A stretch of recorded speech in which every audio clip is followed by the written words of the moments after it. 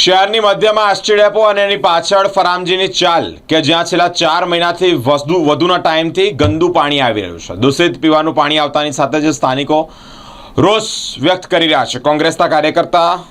કોંગ્રેસના મહામંત્રી વિજય જાદવના નેજા હેઠળ તેઓ વિરોધ કરી રહ્યા છે। સાથે જ મેયર અને મ્યુનિસિપલ કમિશનરના સૂત્રોચ્ચાર સાથે વિરોધ કરતા નજરે ચડ્યા છે। પીવાનું દૂષિત પાણી આવતાની સાથે જ તે લોકોમાં એક રોગચાળો ફાટી નીકળે તેવી પણ ભીતિ છે।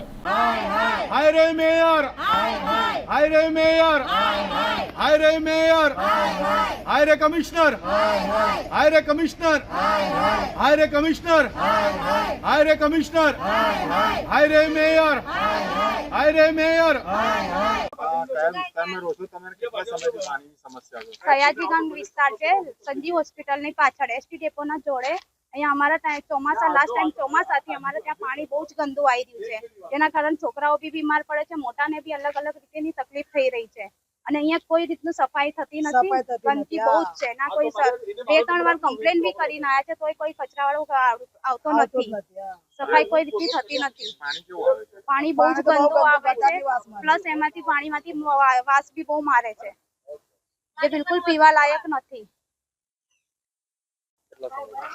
આપણે આ એસટી ડેપોની પાછળની એક ચાલી છે કે જે ચાલીની અંદર છેલ્લા 4 મહિનાથી ગટરનું દુર્ગંધ કરતું પાણી આવી રહ્યું છે। વિસ્તારના લોકો ત્રાહિમામ પોકારી ગયા છે। જે પણ રાજકીય નેતાઓના કાર્યકર્તાઓ છે એને પણ અમને રજૂઆતો કરી પણ આજ દિન સુધી આ સમસ્યાનું સમાધાન થયું નથી।